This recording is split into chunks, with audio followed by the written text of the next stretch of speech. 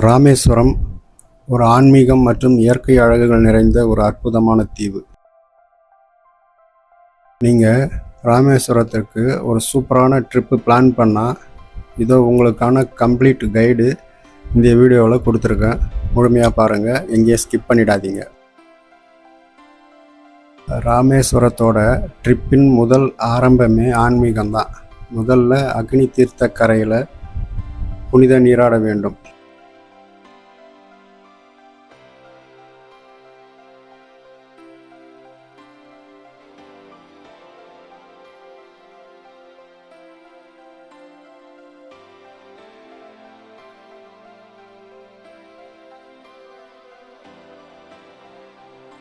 பிறகு பிரம்மாண்டமான ராமநாத சுவாமி கோயிலுக்குள் இருக்கும் 22 புண்ணிய தீர்த்தங்களில் நீராடிவிட்டு சுவாமி தரிசனம் செய்ய வேண்டும்.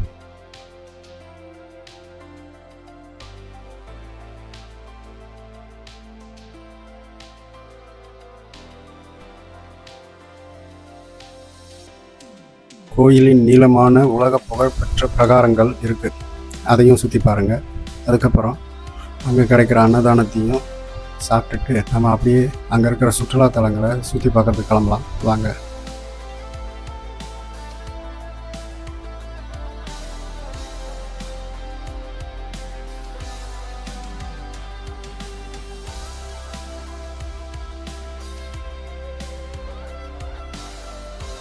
கந்தமாதன பர்வதம் என்பது ராமேஸ்வரம் தீவின் மிக உயர்ந்தமான குன்று பகுதியில் அமைந்திருக்கிற ஒரு வரலாற்று புராண சிறப்புமிக்க இடம். ராமேஸ்வரம் கோயிலிருந்து வடக்கே சுமார் 3 கிலோமீட்டர் தொலைவில் அமைந்துள்ளது. கந்தமாதன பர்வதத்தின் வரலாறு முற்றிலும் இராமாயணத்தோடு தொடர்புடையது. இதற்கு 2 முக்கிய காரணங்கள் கூறப்படுகின்றன. ராமர் பாதம் இலங்கையில் இருக்கும் ராவணன் இடமிருந்து சீதையை மீட்பதற்காக ராமர், லக்ஷ்மணர் மற்றும் வானரப்படைகள் தெற்கு நோக்கி வந்தபோது அவர்கள் தங்கிய இடம்தான் இந்த மலைக்குன்று. ராமேஸ்வரம் தீவிலேயே இதுதான் மிகவும் உயரமான பகுதி. இங்கிருந்து ராமர் கடலுக்கு அப்பால் இருக்கும் இலங்கையின் நிலப்பரப்பை உற்று நோக்கி போர் வியோகங்கள் அமைத்ததாக கூறப்படுகிறது. இதன் நினைவாக இந்த தூணில் ராமபிரான் பாத சுவடுகள் செதுக்கப்பட்டு வழிபடப்படுகிறது. கோவிலின் மொட்டை மாடியில் இருந்து பார்த்தால் ஒட்டுமொத்த ராமேஸ்வரம் பசுமையான மரங்கள், ராமநாத சுவாமி கோயிலின் பிரம்மாண்ட கோபுரங்கள் மற்றும் அதை சுற்றியிருக்கும் நீல நிற கடல் என ஒட்டுமொத்த தீவின் அழகையும் 360 டிகிரி வியூவில் ஒரே பார்வையில் பார்க்கலாம். விவேகானந்தர் 1897ஆம் ஆண்டு அமெரிக்காவில் சிகாகோ மாநாட்டை முடித்துவிட்டு இந்தியா திரும்பி வந்தபோது ராமேஸ்வரத்தில் இந்த குன்று பகுதிக்கு வந்து தியானம் செய்ததாக வரலாற்று தகவலும் இருக்கு.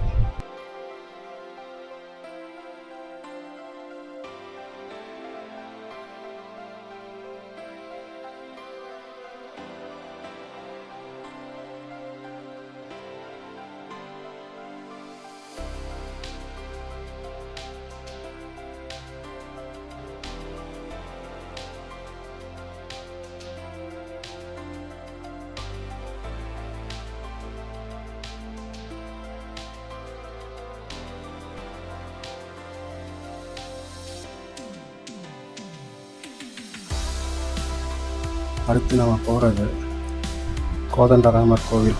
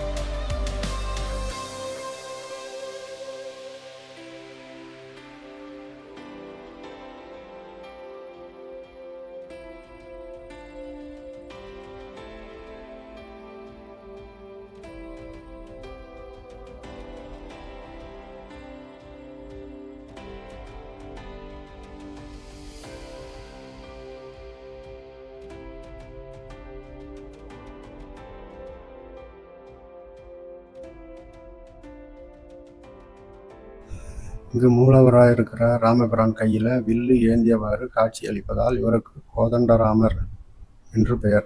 இங்கு கருவறையில் ராமச்சந்திரமூர்த்தி, சீதா பிராட்டி, லட்சுமணன் ஆகியோருடன் ராமனை வணங்கிய நிலையில் விபீஷணனும் அஞ்சலி முத்திரையுடன் காட்சியளிப்பது இத்தலத்தின் சிறப்பு. 1964 வீசிய கொடூரமான தனுஷ்கோடி புயல்ல கூட சுற்றி இருக்கிற நகரம் கடல் நீரால் சூழ்ந்திருந்த போதிலும் இந்த ராமர் கோவில் மட்டும் எந்தவித சேதாரமும் இல்லாமல் கடல் அலைக்கு நடுவே கம்பீரமாக உயிர் பிழைத்தது. ராமேஸ்வரம் முக்கிய நகரிலிருந்து தனுஷ்கோடி செல்லும் வழியில் சுமார் 12 கிலோமீட்டர் தொலைவில் வங்காள விரிகுடா மற்றும் மன்னார் வளைகுடா இரு கடலுக்கு நடுவே உள்ள மணல் திட்டில் இக்கோவில் உள்ளது. அதை பார்த்துட்டு கொஞ்ச தூரம் போனால் புயலால் அழிந்து போன ஒரு கிராமம் வரும். பழைய தனுஷ்கோடி ரயில் நிலையம் என்பது வெறும் சிதைவு அல்ல, அது ஒரு காலத்தின் பிரம்மாண்ட அடையாளம்.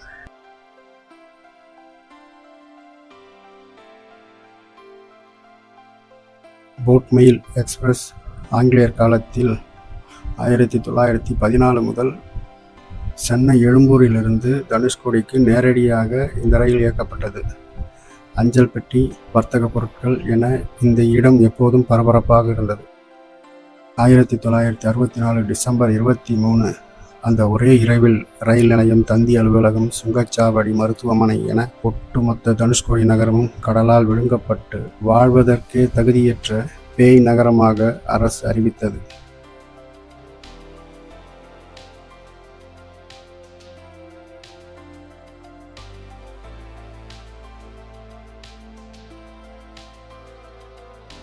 அங்கிருந்து நேராக சென்றால் அரிச்சல் முனை வரும்.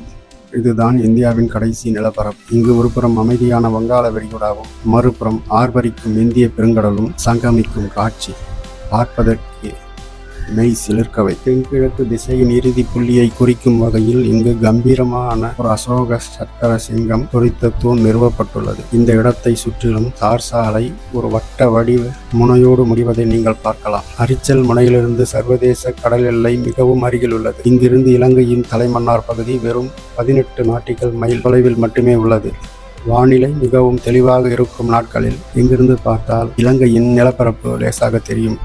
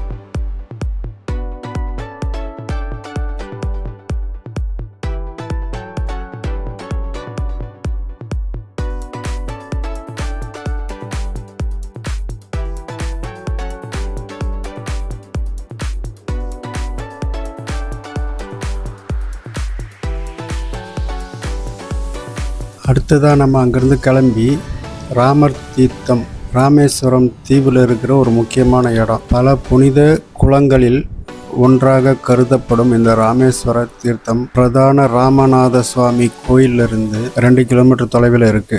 ராமநாத சுவாமி கோயில் இருக்கும் கூட்ட நெரிசலோ சத்தமோ இல்லாமல் இந்த இடம் மிகவும் தூய்மையாகவும் அமைதியாகவும் இருக்கும். இந்த குளத்தை சுற்றி கல் படித்துறைகள் அழகாக வடிவமைக்கப்பட்டிருக்கு.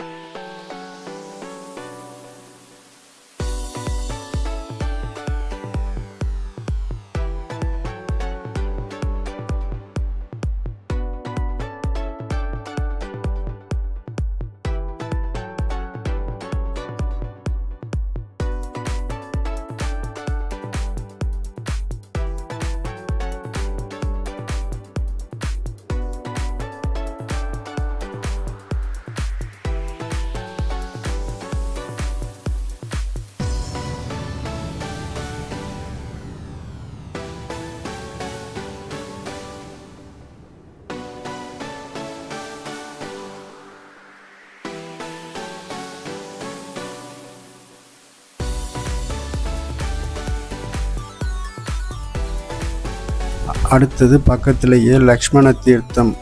நாம் பார்த்த ராமர் தீர்த்தத்துக்கு மிக பக்கத்திலேயே மற்றொரு முக்கியமான அழகான புனித குளம் இந்த லட்சுமணர் தீர்த்த குளம். ராமரின் தம்பியான லக்ஷ்மரின் பெயரால் இந்த கோவிலும் அதன் புனித குளமும் அழைக்கப்படுகிறது. குளத்தை சுற்றி அழகிய வேலைப்பாடுகள் கொண்ட தூண்கள் படித்துறைகள் மிகவும் அழகாக இருக்கு.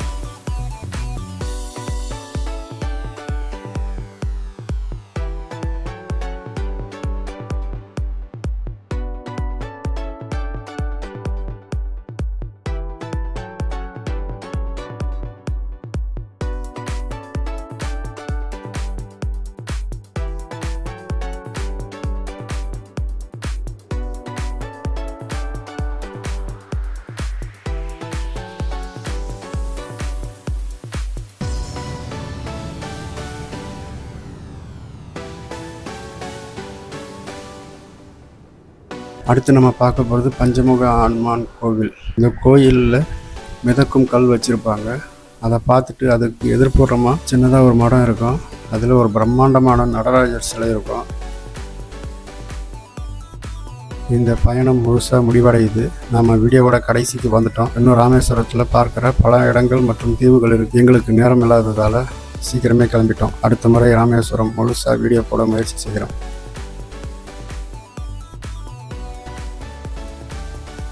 இந்த வீடியோ பிடிச்சிருந்தா ராமேஸ்வரம் போகிறவங்க ஃப்ரெண்ட்ஸ் அண்ட் ஃபேமிலிக்கு மறக்காமல் இந்த வீடியோவை ஷேர் பண்ணுங்கள். அப்படியே நம்ம சேனலை லைக் பண்ணுங்கள், கமெண்ட் பண்ணுங்கள், சப்ஸ்கிரைப் பண்ணுங்கள். மீண்டும் ஒரு நல்ல வீடியோவில் உங்களை பார்க்கலாம். நன்றி.